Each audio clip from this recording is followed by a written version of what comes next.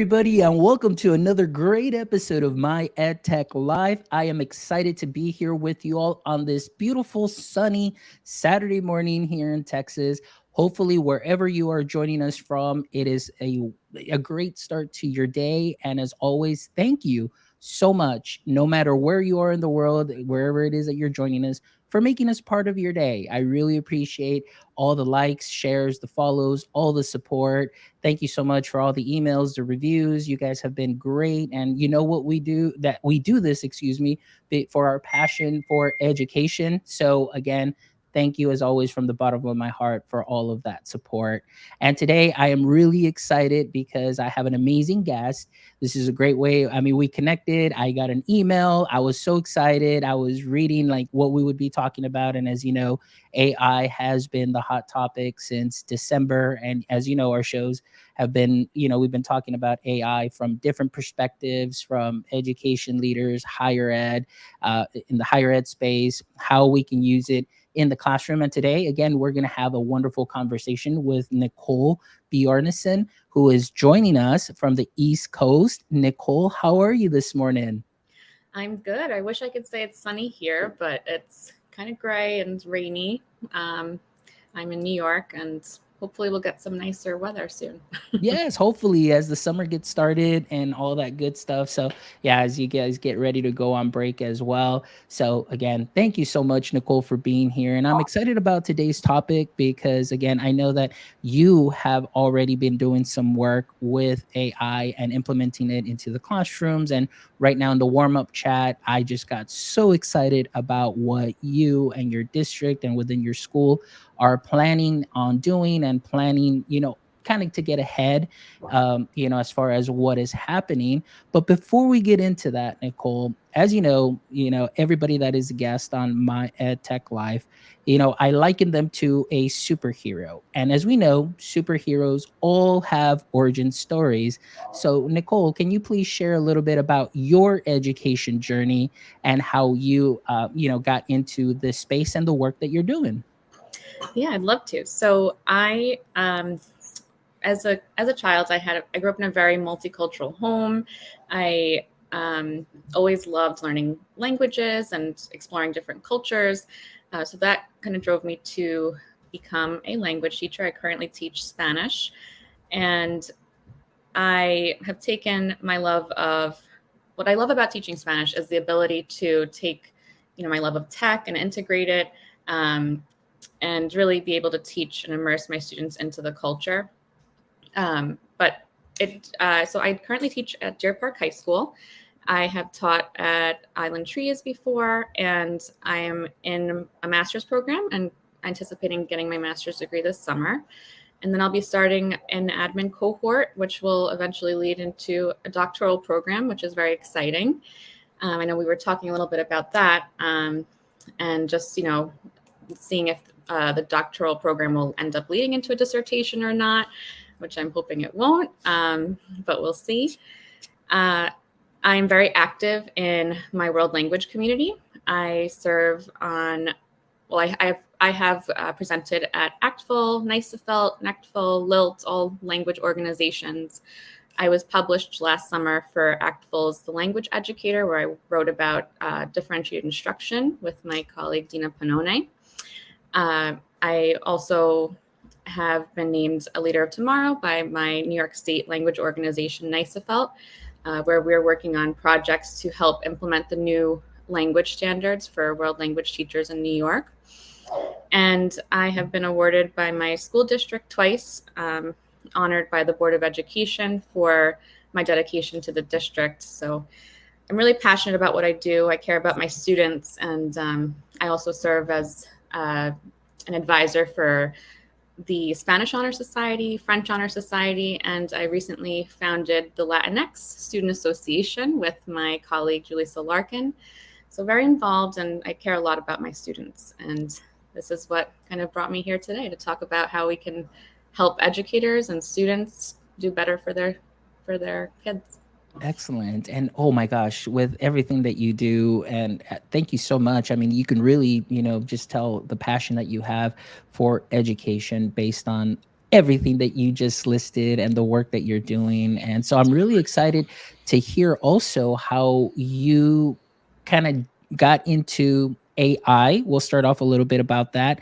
And then, maybe sharing some best practices. I know you said you were working in your language teacher.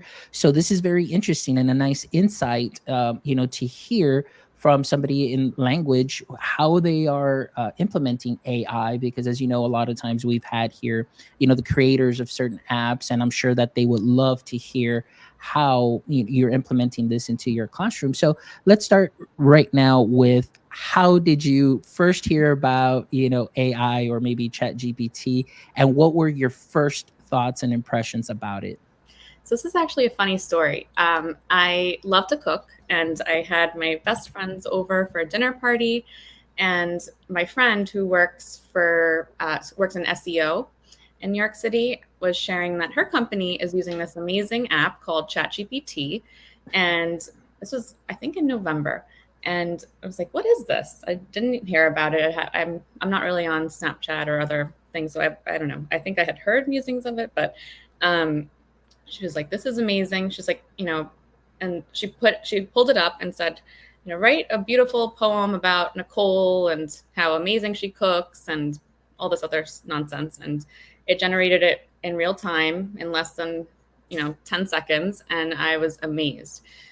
So then immediately I started thinking, how can I use this myself for productivity or whatever else? So then, of course, the rest of the night, the dinner party was over, and I was just putting in prompts and just absolutely amazed with the output and just how quick it was. So since then, AI has become my secretary.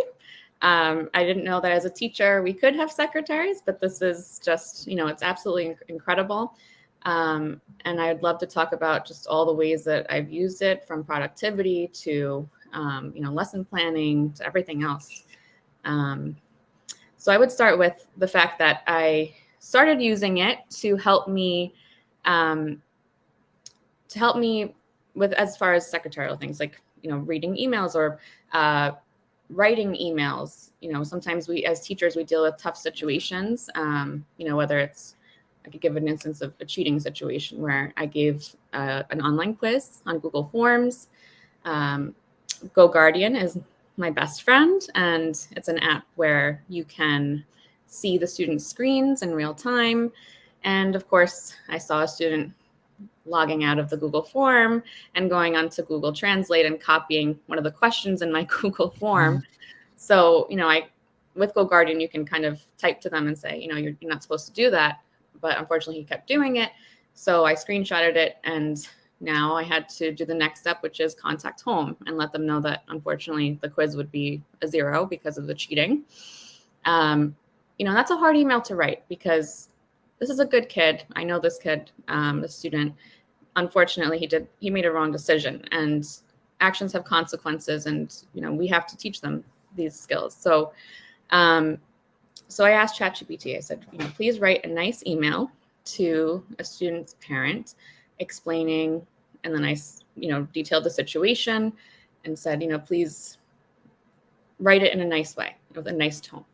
And it generated the most beautiful email in 30 seconds, which would have taken me, probably an hour to write, because you want to make sure the tone and everything is nice. So I would say I started it with helping me generate examples that I can use. And of course, it needs to be tweaked a bit. It'll sound a little, but you can also, put in prompts to say, use this sort of tone, or you make it sound more professional. So yeah, I think emails is the first thing that blew my mind. Yeah, no, absolutely. And one thing that you mentioned too, and thank you so much, Sophie, Yeah. for joining us and for your comment. Absolutely agree. Yeah, use it to write emails now. Always, Yeah. same here. One of the things that you mentioned, Nicole, is just great. Number one, you heard about it. Number two, you started playing around with it. You immersed yourself in it. You found the value now in what you can do, within your workspace. And like you said, helping you with some of those tasks that normally do take a long time. Because as you know, and I agree with you, being in the classroom for 11 years and sometimes having to have those tough conversations or having to send, you know, emails, maybe not the best situation happening, and you have to explain to parents, you can spend minutes or even hours, just because you're absolutely right, having to make sure that you write the right tone, making sure that you're not, I guess, making the situation a little bit more difficult. So this is great, and it's a great tool, and I bet that time that you save in writing this emails can definitely be used and moved over and shifted to things that are more related to, of course, your curriculum or your lessons and so on. So tell us a little bit more now about your progression, because working as a language teacher, now you saw the potential with the emails, and then now I want to hear how you started implementing it within your classroom setting and within your curriculum. Yeah, so from there, aside from using it for more administrative tasks, I used it to help me. So for language, I use a teaching method called comprehensible input, which essentially means that students should understand what the content they're being delivered, which is really different from traditional language teaching, which is more, grammar drills or vocab lists. So that planning time is it takes a long time. Generating stories that are at students' reading levels, and then generating questions, and fill in the blanks, and um, parallel stories to the stories that I originally created for them to interpret. So, originally this would take me my whole weekend to prep lessons like this. Whereas now I can say, let's say I want to focus on travel. I can tell ChatGPT to create a really interesting story about a boy that travels to Peru and visits Machu Picchu and gets to tour the Nazca lines and gets to eat cuy, which is a baked guinea pig. And, just I can put in all these fun things, but I can say, make it a fun story and include, comical elements, and make it have a surprise ending. And, it does take a few tries. I'll put it in, then I'll have to modify the prompt. But I'm sure, as you've discussed on this, I've heard, from several times on this podcast, the product is only as good as what's inputted in the prompt. So, really getting to work with your prompts and making sure that they're as specific as you can. I think that's really been something that I've worked on. But what comes out is great, and it's a great skeleton, and you can edit it. And in the beginning, I can say it got better. In the beginning, I got a lot of advanced Spanish, and you have to play around with how you can say, how you can level it. So I've used prompts such as, make it able to be interpreted by a second grader, or use less vocabulary like this, or you can say use specific expressions such as the super 7 verbs, and then list them. So it's just been a huge time saver as far as creating content for my kids. No, I absolutely love it. And I agree with you how this tool, and mind you, I've tried it myself too, because what I want to do also is, like, since Spanish is my first language, when I've been blogging, it's normally just been English, English, English. And I was like, well, I want to reach out to, the Spanish community, and so what I've been able to do and use ChatGPT is to help me translate the blog post, and I must say that it does an amazing job at translating. And then, of course, with the prompts and so on, it really gets a lot better. And a lot of people say, oh, well, it's too easy, or maybe it's like, oh, that's cheating. But I think with what I'm hearing you say, and what my experience is too as well, is we ourselves have to be very good at putting in that input and being very specific. So it's not just like, oh, here, create that story, or hey, just translate this blog. but in a way it's like, okay, I need you to translate this blog into Spanish with this tone. And that's the same thing that you're describing is the same thing that I have to do in order for it to come out in such a way where, it's easy to understand and it's easy to read. And then just reading through the translation, it helps me to also to go back and make any edits. So the time that I'm saving though Yes. is something that is key. And so right now that you're describing, your work, I want to ask you from the teacher standpoint, and this is me before ChatGPT, 11 years in the classroom was staying at work till about 6, 6:30, sometimes Mhm. 7, and then on Fridays I'll even just stay till like 7:30, just because I want to get ready for Monday and making copies and doing the lessons and creating lessons. And man, that was overwhelming, and then of course you've got your stack of papers you've got to grade. So I want to ask you, how has this and you implementing this in your classroom, not only for yourself as far as your teaching assistant, working with emails, and of course being able to generate stories and creating some of the flow for you, how has this helped you, in comparison to the way you used to do things prior to ChatGPT? Tell me a little bit about that. So, as you heard, I'm so involved and I am working on so many projects, whether it's my grad school or, the clubs I'm involved in or just content creation and meeting these new standards in our state. Um, so really it's freed up my time so that I can dedicate more time to other projects that actually serve my students. Um, so instead of, like I mentioned, lesson planning all weekend, and creating these things and then the lesson planning itself, which we still have to do, um, you can put all that stuff in, and it just really is such a time saver. Um, and I can just really honestly say it has completely changed my life.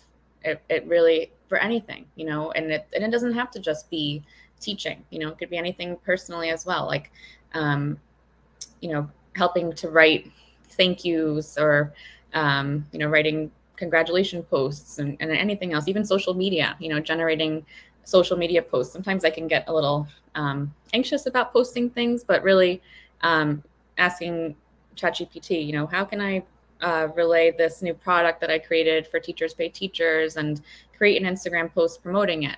These are all just really awesome time savers that have just freed up so much more time. Yeah. No, and one of the things there too, and of course the talk has been teacher burnout, and Yes. this has been, of course, nobody really talked about it too much prior to pandemic and of course school shutting down. And then of course we just came into this new era of like, wow, it just seemed like everything was magnified 1,000 times plus, and just now seeing like, whoa, our system is not quite what we thought it was, or maybe people just became more vocal, and then of course coming back.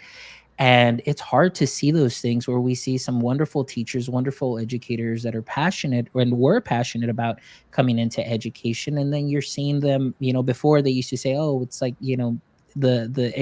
I guess the teacher expectancy was like 5 years, and now it's moving down to 3. And then who knows what it will be in the future. But I agree that we cannot dismiss a tech like this that can help us.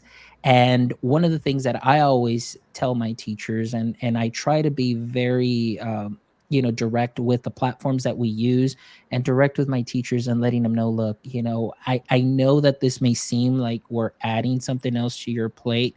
However, always explaining to them like, this is what it can actually remove, and this is how it can help your workflow. Because I have always been a proponent of giving teachers time back, and I always, start my PDs with this. I know can get you at least maybe 10 Yeah. minutes back in your day. And I always say, even if you just want to sit there with the lights off and just decompress and that's it, if I can get you those 10 minutes back, that is so valuable. And like you said, for yourself, even that quality of life, because you are so involved with your students, and of course the extracurricular clubs, and of course presenting, but Mhm. all for the greater good of your students. Now you can really focus on that. And I and absolutely love I that. love it. And I love it. I love being involved, and that's what I want to do. So having this just time back is essential.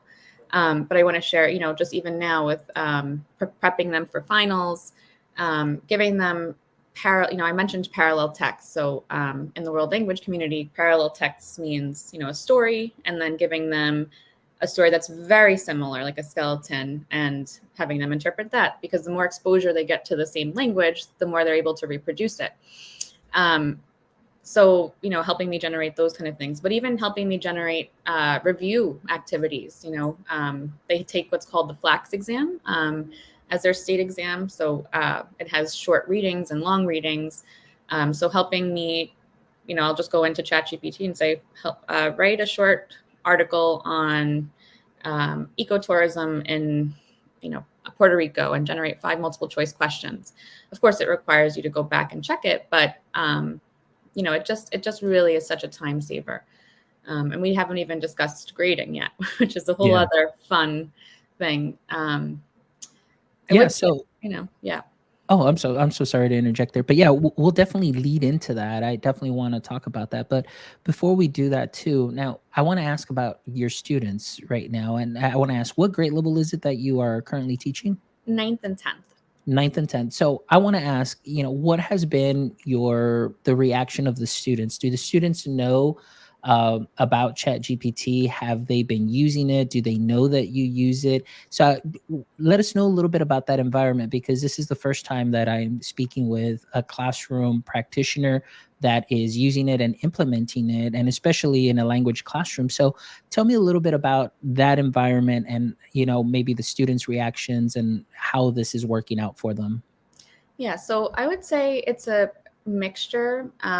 Some students know about ChatGPT, but they all know about the AI Snapchat bot. I Mhm. don't know if that's the exact name, but that's kind of their ChatGPT, where they're able to talk to that bot, and I think they generate a lot of their essays that they might try to cheat on with that.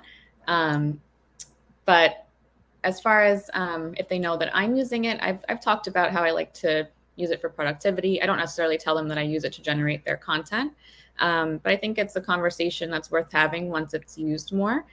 Um, I do have some students that are older in my honor societies that have used it for other things. One even told me that she had used it to generate a speech for an honor society induction.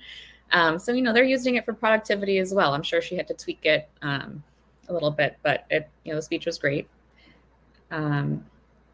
Excellent. Now, what about the grading component now? Because I know, like for myself, and we were talking a little bit about this too in the pre-chat. And going back again, I'm really dating myself here. I mean, back in the classroom, and this was about 6 years ago when I was last in the classroom. But just the stacks and stacks and stacks of papers, having to grade and so on, and it was just really ominous.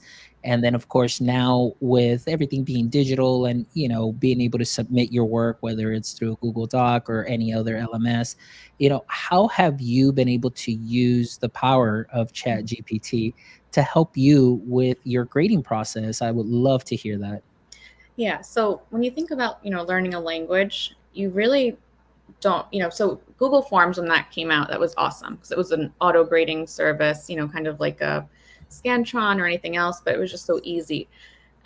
So as teachers, we're always looking for easier ways to give feedback quickly to students, because if we want to assess them on key skills like writing. However, that takes a long time. If you have 150 students, you have 150 writings to grade. Yeah, it's essential for them to practice that skill, I would say, daily. And having them practice it but not giving them feedback isn't the best thing. So now with ChatGPT, you can have students write an essay, and on a product like Canva, and copy it into ChatGPT and give it specific things to look for. Have it look for comprehensibility, whatever target structures you're looking for. Let's say you really wanted it to just look for past tense, so you can say really look for the preterite and uses of it, and it just generates amazing feedback in 30 seconds. Something that would have taken me at least 5 minutes or more per student, maybe 10. It's generating it in 30 seconds, and I'm able to right away give that feedback to the students, tweak it a little bit, because as we were discussing, it kind of comes back a little harsh sometimes. Like your writing is okay, but we don't want to give a student that. Here are some ways to improve. But really, like in the past, for productivity purposes, I've created checklists. This is what you need to work on, just so that I didn't have to write it out every time. But now this is written feedback, detailed written feedback that students can look at and use for a way to improve their fluency.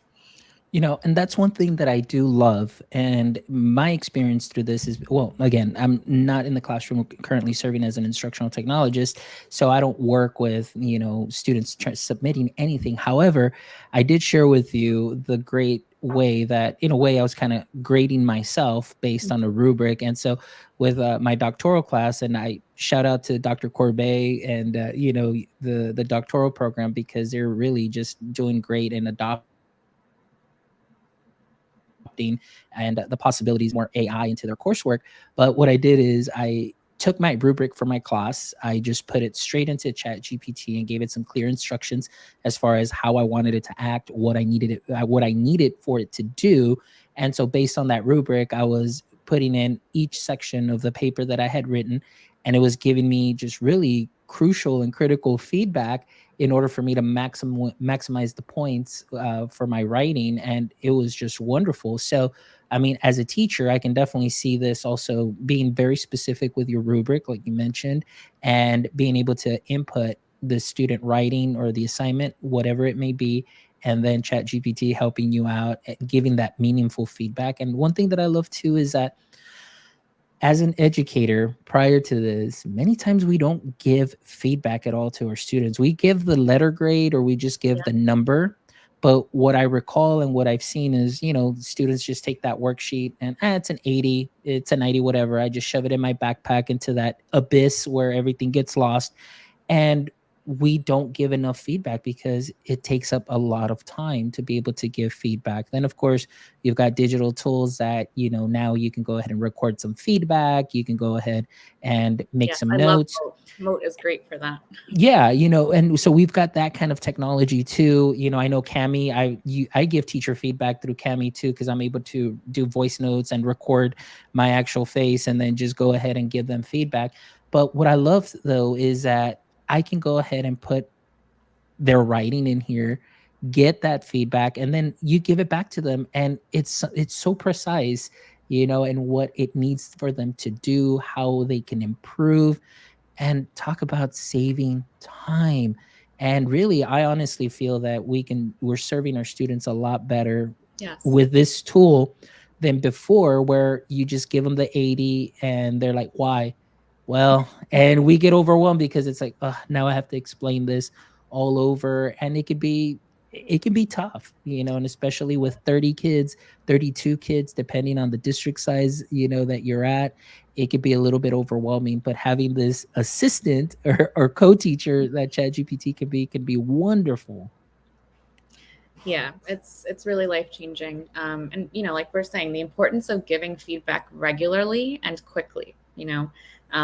Let's say you gave a test last week on Monday. It could, if you have 150 students, it can take a week or two to really do your best for each student and correct it and give that feedback. So having that be able to be in real time, and you just sit down 30 minutes, copy and paste, look at the feedback, give it back. I mean, it's really a game changer.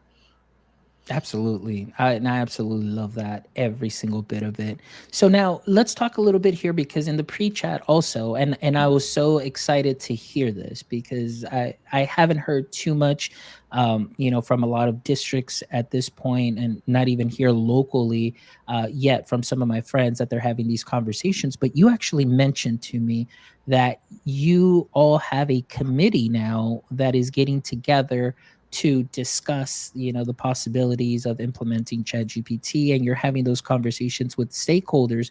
So Nicole, please walk us through that. I would love for you to share, if you can share, Yeah. like, who is involved in those conversations, And how did this committee come about? What was who was the person that started it? Because I think that this could be very helpful for a lot of other educators like yourself, myself, to know who it is that we need to involve or how we can get the conversation started, because this is something that is here and it's only going to get better each day that goes by. So tell us a little bit about that.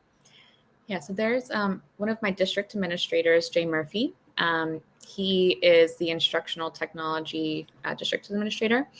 And about a month or two ago, he put out a survey asking for interest in joining a committee involving AI. So immediately I was so excited and I joined. And we had our meeting a few weeks ago. And it was really cool to see who joined. It was open to anyone from the district, and teachers, from elementary school to high school joined, and there were administrators as well. So it was a really, really cool opportunity that he provided us to just discuss.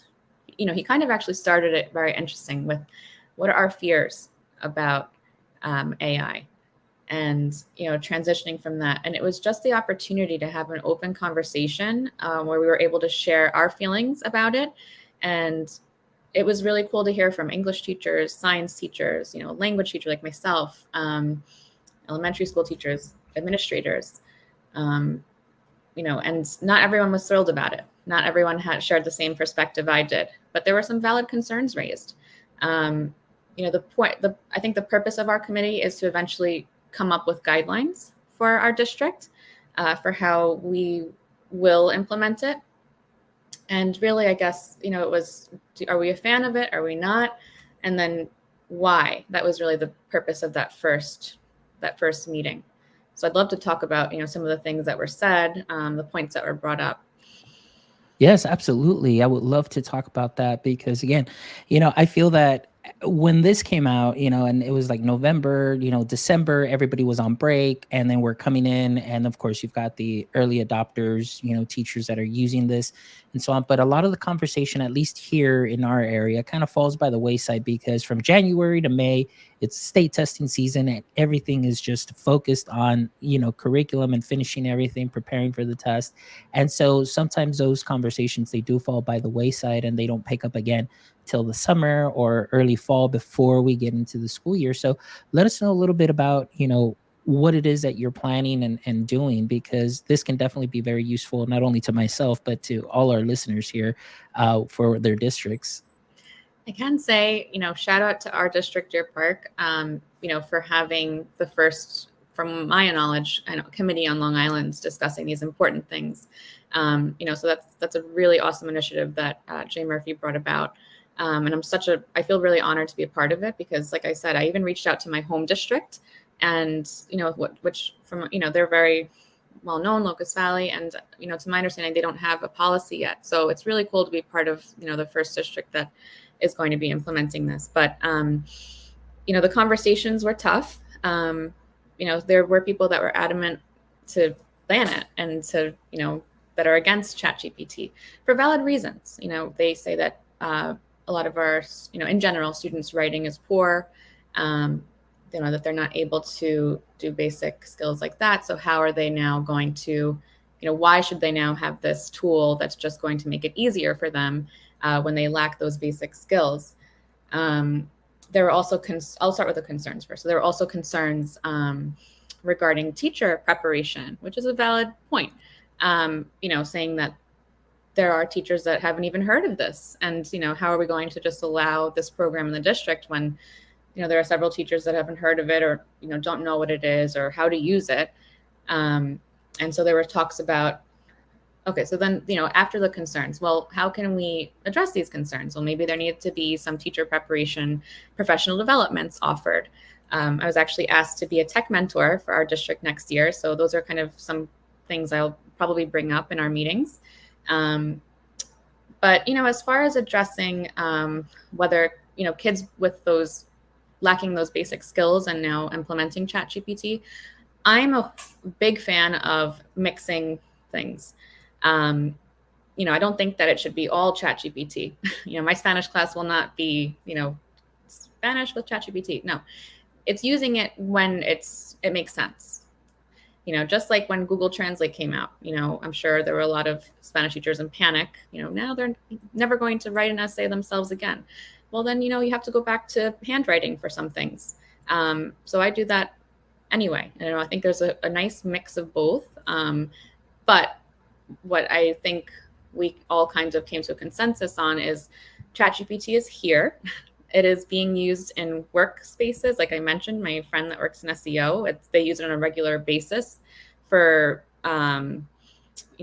generating content for their blogs, or just being able to code websites and whatever else. So I think that not implementing it or teaching our kids the skills for creating good prompts is going to put them at a disadvantage when they graduate. And our goal as educators is to create, make these students college and career ready. So I think, we all came to the consensus for the most part that, it is going to be implemented. We just have to come up with ways to do it. Yeah, for myself, the main concern is also, is like we talked about, the age, the age restrictions. At first, it was 18, then they knocked it down to 13. And so my concern is, okay, what are districts doing to be very, cautious as far as the usage of this?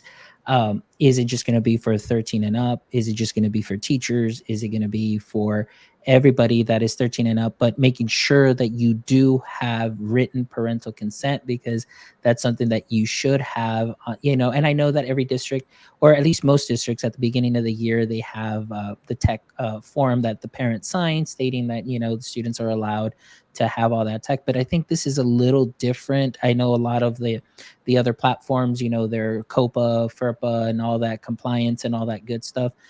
So that's really my concern. So I'm kind of in the middle. Like I love the idea, and as an educator, being able to use this, of course, I'm all for also being able to teach students how to use this, because it is the future of work. I know that we talked about, well, what if this is all they're going to use and they're writing, but we talked a little bit about pre-chat, and my thoughts on this, not being in the classroom anymore, but even just talking about dissertation. I've been pushing hard, my professor saying, like, why do I need to write 100+ page paper to prove to you that I know what I'm talking about? When can I do it, via video? Can I do it, through podcast? Can I do it through another presentation and explain to you and talk to you about it in multiple ways and present it to you, rather than just me writing? Because I know a lot of people will say, well, how do I know that this just wasn't written through Chat GPT? My question too is, like, are we grading for stamina, or are we grading, for actual knowledge, that you do know? So those are just the things to think about too, as well. And as those conversations are had. But I am excited and delighted to hear that your district is, and your team here that you talked about, is having these conversations, because they are very important. So thank you so much for sharing that. And again, I agree with you too. This is the future of work. I mean, this again has been a game changer for me as far as the flow of my work, personal work, and even my professional work, because it's just easy to, just create what it is that I need, and it becomes that personal assistant. So that way we can focus on what is really important and work on those things. So that's been definitely very helpful. Well, Nicole, this has just been amazing. I really appreciate you sharing and coming on here and letting us know your experience, the way that you found ChatGPT, how you've been using it, how the district is coming up with a team and having these conversations, and what is going to be allowed, and involving important stakeholders in there. So it's great. And I really appreciate your time. Thank you so much. Nicole, if you can share with our audience, I know I've been sharing the links throughout the conversation and everything, but please let us know, if any of our audience members would love to connect with you and maybe ask you even more questions, or possibly Yeah. even invite you on their podcast too as well, to so you can share. Please let us know how they may be able to connect with you. Yeah, I will. Can I type in the chat my email? Yes, absolutely. Absolutely. Actually, I think I have it here. Oh, I will go perfect. ahead and copy and paste it. And so, guys, if you check the chat here, you can go ahead and connect with Nicole here. Or And I even am, send me a DM on Instagram. Mhm. I'm available, and I would love to talk to you about how you use it. You know, we're actually talking about like ethics even. I know that something I would like to do once we have permission from the committee is to have students have conversations with ChatGPT, and even possibly simulate famous people that we learn about and, you know, interview them. But that is, you know, a discussion for morals and ethics.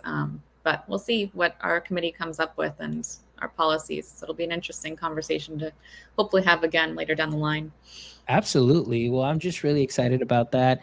And again, we are about to wrap up. And of course, this is the last segment of the show. And Nicole, if you're familiar with the show, we always end the show with 3 questions for our guests. And what I want to do here before I get into that, this episode today is actually sponsored by Content Clips. So please make sure that you check out Content Clips, because if you are a podcaster like myself, you know that creating clips and sound bites for these videos can definitely take some time. So please make sure that you check out Content Clips, and please make sure that your friend Fonz, let them know that your friend Fonz sent you, and then that way they can go ahead and just push you right through. And again, this is a great way for you to be able to create your clips, putting them out on all socials, and of course saving you some time. So thank you so much, Content Clips. All right, so Nicole, this is your very first question. As you know, every superhero has a weakness. And in this case, we know Superman, his weakness was kryptonite. So anyway, anytime he came around kryptonite, it was just like, oh, it would just weaken him. So I want to ask you, in the current state of education, whether it's AI or just anything else, but in the current state of education, what would you say is your current edu kryptonite? Um, I would say when I get distracted, like I get distracted really easily, and I would say possibly scrolling through hours and hours of TikToks of other people doing really, really awesome things. You know, just even like seeing like puppets being used or this or that. So I always kind of get sidetracked and say, well, I want to try this in my classroom, and then, you know, completely go away from whatever else I was doing. So I think just the availability of so much information out there that it can kind of get overwhelming, and you almost feel like you have to take it all on. So I would say it would be that. All right. All right. Good answer. All right. Question number 2 is, if you could have a billboard with anything on it, what would it be and why? um, it's a funny question. I think it would be, I mean, after this podcast, it would be ChatGPT, use it, it's a time saver. But um, I don't know, maybe my dogs. I love my dogs. I think they're the best. I Their names are Gunnar and Rosie. Maybe, oh, maybe like an advocacy for pit bulls. They're actually pit bulls, and people get really up in arms about pit bulls and how they're apparently dangerous and this and that. But they're the biggest mushes ever. So I think it would be that. I love it. I agree with you. Actually, I had a friend of mine, very close friend, who did the pit bull's name is Conrad, and Conrad, huge pit bull, one of the sweetest dogs I have ever met in my Yeah. life. I mean, you walk in and he was just jumping up and down for joy, and he was just awesome.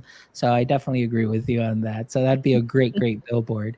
All right, my last question for you, Nicole, is, if you can turn any of your hobbies into a profession, what hobby might that be? Ooh, I love to cook. And I actually had gone between teaching or becoming a chef, but I had heard that chef life is extremely stressful and that they have extremely late hours. So I think if I could turn my hobby of cooking into a profession, I would, if as long as the hours were different. There you go. All right, that would be great. So, well, maybe like I know that there's like private chefs that maybe like sometimes you get hired to go, just like, hey, I just need my lunches or I just need dinners or Yeah. something like that. And it's just, being able to work with your schedule, and then you imagine being able to travel around the world and just say, hey, I want to hire you to just come and do my lunch. And then, I'm gonna fly you in just to do lunches. I think that would be That'd be amazing. So awesome. that would be awesome. Well, Nicole, thank you so much for joining us today. I really appreciate you sharing your story. And I know that we talked about having a follow-up show too as well. Maybe as as the year slowly starts for us here in August. So maybe following up, and then I would love to hear what other plans your committee has come up with, and then of course your plans for the following year and Yeah. ways things that you learned from this year that you can go ahead and change to use for next year and so on. So I'm definitely excited for that. We'll definitely schedule that. So thank you so much. I want to thank Sophie also, who joined us in the chat also as well. Thank you. And we had Diana Eckstein also, who joined us on LinkedIn. I really appreciate you all. And for all of you, my friends, that are going to be catching this on the replay, please make sure that you check out our website at myedtech.life for this amazing episode and the other 207 amazing episodes with amazing educators and creators that you can take knowledge nuggets from and sprinkle them on to what you are already doing great. I really appreciate all the likes, shares, and follows. And if you haven't subscribed to us on YouTube, please make sure you subscribe to our YouTube channel. We're trying to get to 1,000 followers there. And please make sure you follow us on all socials at My Ed Tech Life. We would love to connect with you. Shoot us a DM, reach us through our website at myedtech.life. If you're interested on being a guest, please make sure that you connect with us too as well. And if you would love to contribute to our mission of connecting educators and creators one show at a time, please make sure you stop by our merch store where you can go ahead and pick up some amazing caps, some shirts. We've got all sorts of swag there that you can pick up, and all of that goes back to our mission of bringing you some amazing conversations to help all our educators be well informed of anything ed tech, and of course, even having some tough conversations on tough subjects. We're all here for that. We want to make sure that we help everybody in our education space. So thank you so much for joining us today. And as always, my friends, don't forget, stay techie.